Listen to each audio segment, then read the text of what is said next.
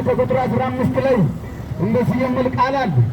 ኃጢአተኞችን ሊያድን ጌታ ኢየሱስ ወደ ዓለም መጣ የሚለው ቃል የታመነና ሁሉ ሊቀበሉት የተገባ ነው ይላል። ወገኖቼ አው ኢየሱስ ጳውሎስ እዚህ ስፍራ ላይ ኃጢአተኞችን ሊያድን ጌታ ኢየሱስ ክርስቶስ ወደ ዓለም መጣ የሚለው ቃል የታመነና ሁሉ ሊቀበሉት የተገባ ነው ካለ በኋላ ከኃጢአተኞች ዋና እኔ ነበርኩ ይላል። ሃሌሉያ! ስለዚህ የአገሬ ልጆች ድምፅ የሚሰማቸው ኢየሱስ ክርስቶስ ወደዚች ምድር የመጣው የኃጢአተኞች ነው። አዎ ኃጢአተኞች ማንን ብለን ካለን መጽሐፍ ቅዱስ ስለ ኃጢአት ማንነት ብዙ ይናገራል፣ ብዙ ይለናል። አዎ መጽሐፍ ቅዱስ ላይ እንደምንመለከት ሮሜ ምዕራፍ 3 ከቁጥር 21 ወደታች እንመለከት። ሰው ሁሉ ኃጢአትን ሰርቷል፣ የእግዚአብሔርም ክብር ጎድሎባቸዋል ይላል። አዎ ሰው ሁሉ ኃጢአተኛ ነው። እኛ ከአዳም የወረስነው የኃጢአት ማንነት አለብን። ስለዚህ እኛ ሁላችንም ኃጢአተኞች ነን። ስለዚህ ኢየሱስ ወደዚች ምድር የመጣው ኃጢአተኞችን ሊያድን ነው። ሃሌሉያ! መጽሐፍ ቅዱስ ብዙ ነገር ይለናል። ስለ ኃጢአት ማንነት ብዙ ነገር ይለናል። አዎ እኛ ከፍጥረት የቁጣ ልጆች ነበርን፣ ኃጢአተኞች፣ ከእግዚአብሔር ጋር ጠላቶች ነበርን፣ ሙታኖች ነበርን። ብዙ ነገር ይላል። ውሾች ይለናል፣ ድንጋዮች ይለናል፣ የበረሃ ወይራዎች ይለናል።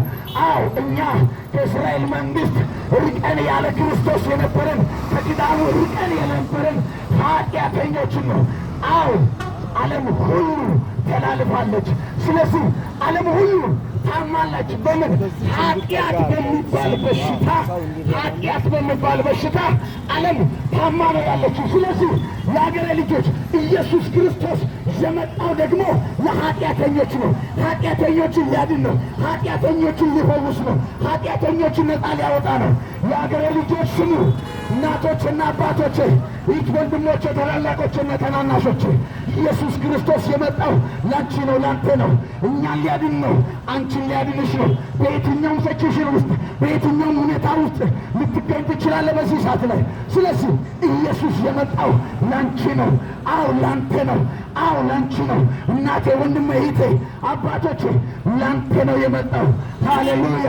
ይሄ ድምፅ የሚሰማ ወጣት ካለ የድምፅ የሚሰማ እናቶች አባቶች ካላችሁ፣ በስራ ቦታ ያላችሁ፣ በመንገድም እያለፋችሁ ያላችሁ፣ ዛሬ የምንናገረው እውነት ቢኖር ይሄ ነው። ኢየሱስ ክርስቶስ ኃጢአተኞችን ሊያድን መጣ። ሃሌሉያ!